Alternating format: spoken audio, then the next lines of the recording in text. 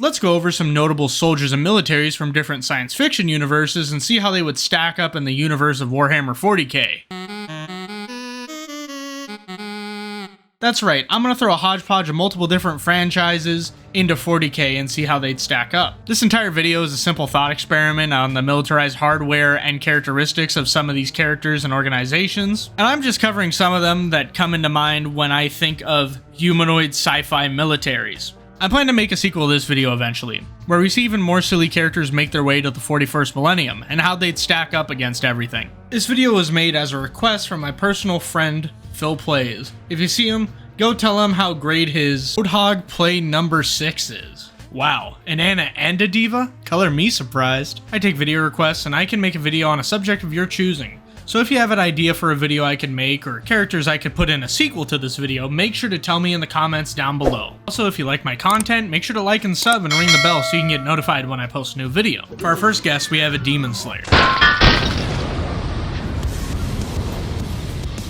The way that Doom uses a combination of sci-fi and fantasy was directly inspired by the first editions of Warhammer 40k. Both since then have become more fleshed out and different. The Doom guy was simply some soldier sent to Mars for disobeying orders of a higher commander that had to fight to hell and back to save humanity. In the most recent additions to his story, he became the Doom Slayer, giving basically unlimited energy and powerful armor that he personally improved on. In his own universe, he straight up killed God and the devil. Demons in his universe are terrified of him, and he can rock a really killer-looking unicorn outfit. His weaponry is pretty darn insane too, with the most recent iteration of his armor taking some inspiration from the Predator for his shoulder-mounted grenade launcher, which is also a flamethrower, and 2 shotguns, one of which eviscerates everything in front of it, because it's the mother-loving super shotgun. And it has an on-fire grappling hook on it. He also carries a grenade launcher, plasma weapons including a railgun, also having a minigun and an assault rifle. Super weapons like the BFG and the Unmaker remove anything that Doomslayer's fighting out of existence. He also has the power of the Crucible, which is practically a He-Man power sword with a lightsaber put together. And he even has a Sentinel Hammer that can stun even supercharged battlesuits that were worn by his dark reflection. Needless to say, the Doomslayer easily destroys most, if not everything in 40k. He would be someone trying to save humanity and maybe loosely working with the Imperium, or being his own rogue factor against everyone, because the Imperium still kinda sucks. I would say the Doomslayer is basically equal in power to the Emperor, embodying the same ideas and basically being the same thing as a protector to humanity. The difference between the Doomslayer and the Emperor is that one is still alive and not a potent psyker. The Doomslayer has shown a lot of resistance against psychic attacks though, and Argent Energy, which could basically just be warp energy. He also has a very mobile base that's basically a spaceship and a castle put together called the Fortress of Doom, making it so he could have a safe place to rest in between doing stuff. His Sword the Crucible rivals or is just better than the Sword of the Emperor, and he regains health by fighting demons and absorbing their power. But he could also use normal healing supplies to heal himself instantly. He could kill every Chaos God and maybe solo the whole universe except for one thing. Khorne would grow in power as the Doomslayer fights, making his fight eternal. Khorne would match the power of the Doomslayer and keep in a constant state of fighting. So the Slayer would live and strive in this universe, but he would also have to watch out for empowering Khorne too much, which would be a big problem if he didn't team up with the Imperium at some point, or the Necrons, which is unlikely, because he's kinda simple in the way he does things. The only issue I would find is him running out of ammo or armor or health, which might not be the most plentiful in the 40k universe because there's no exact equivalent that he or his armaments or his suit could take. Well, maybe his chainsaw still gives him ammo, who knows. Or maybe the UAC or the Night Sentinels would have some stocked up in the Fortress of Doom. Those logistics are more for people worried about supply lines. And if anybody wants to tackle that one, they're fully allowed to. But, I don't know, man. Next up, let's talk about another Microsoft-owned green super soldier.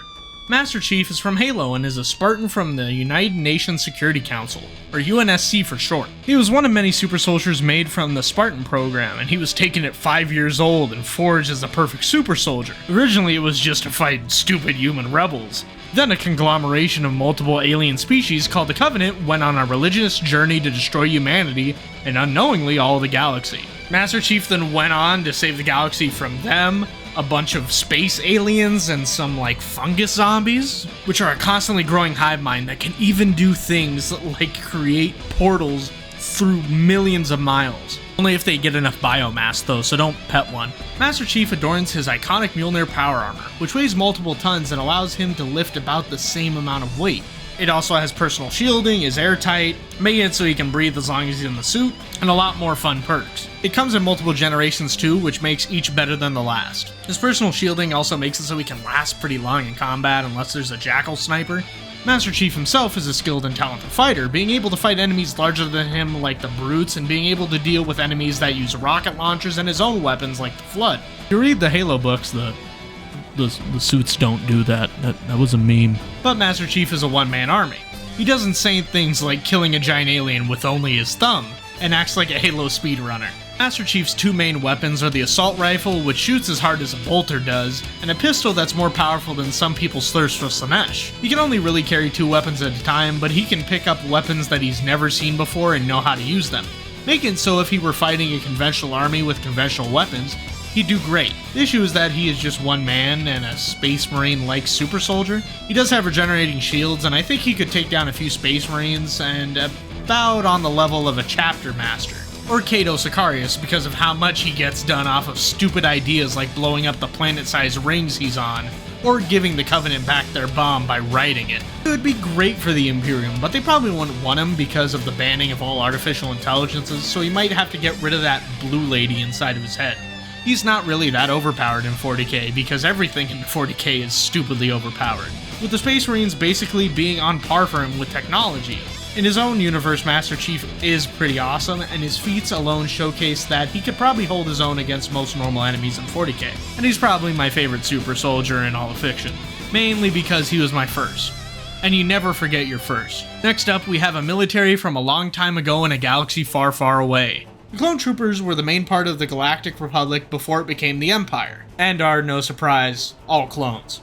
They are numerous with their classic Star Wars doohickeys. Each and every one of these is a clone of the bounty hunter Jango Fett, made on the ocean world of Kamino, where they were manufactured test tube babies, given some things to make them grow faster and be better at fighting, being trained through courses and weapons training, as well as going through drills and missions to fight against the Separatist Alliance and droids. They are generally applicable and had many roles in the Republic's army and security, including guarding government officials. They have elite units like the Commandos and Shock Troopers. They are insanely easy to control because of the chips that are implanted at their brain at birth to inhibit them and to take orders. Clone Trooper body armor is made out of a plastoid alloy composite that can take high pressure impacts, acids, and some other stuff. Too bad one laser from a blaster can go through it though. They can drive and operate all the vehicles and ships at the Republic Army's disposal while also using classic Star Wars weaponry like blasters. One even used a lightsaber for a little bit. They also have rocket launchers, miniguns, melee weapons, as well as sidearms that are basically laser pistols. The Republic's army of clone troopers are most likely a stand-in, if not better than the Imperial Guard. Their weaponry is already close to Imperial lasguns, and they would most likely be better than normal soldiers due to the whole being a test tube baby thing. Or maybe if some conspiracy theories are true, they might be closer to Kriegsmen. Either way, I imagine they're a bit more like the Tempestus Scions of the Imperial Guard. Some might even be better like the Commandos or the Bad Batch. The Bad Batch are a special group of clones with genetic defects that made it so they could do special things in different ways that a normal clone trooper wouldn't. But I don't think the Imperium would like them very much because, you know, mutants are bad. Well, the Republic at least knows, yeah, they can be useful.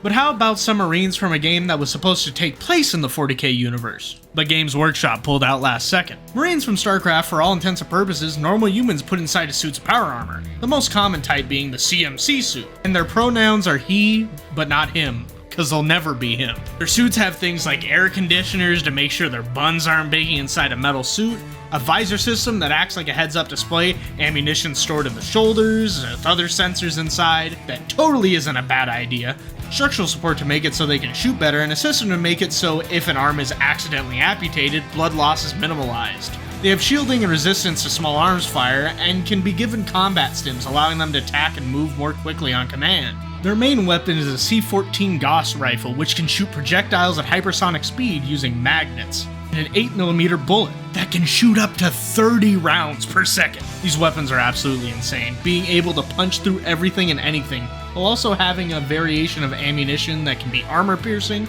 depleted uranium, hollow point, or incendiary. fight against the StarCraft equivalent of Eldars or Tyranids, and are only seen as the basic unit, but also have many different types of different subunits, like the Marauders, who are large and have grenade-chucking gauntlets, Reaper drones have jetpacks and dual pistols, or Hellbats that have flamethrowers and would look good in a green coat of paint. In 40k, the closest thing to a group of power-armored individuals without genetic augments is the Sisters of Battle. The difference is that the C-14 rifle is practically an automatic version of the Tau personal railgun, being able to do so much damage for no good reason. The Terran Marines from StarCraft would basically be slower, harder hitting versions of the Sisters of Battle's main troops, making them an insanely powerful contender in the 41st millennium for just how many Terran Marines there are. That's all the guests I wanted to talk about today. Next time I want to talk about some of the pop culture monsters and creatures that could make their way into the 41st millennium. What do you think of my decisions for characters and armies I talked about? Did you like them? Would you like to see more of it? Make sure to tell me in the comments down below, and maybe subscribe. Would make me jump up in the air and click my heels and say yippee. Till next video, fellas.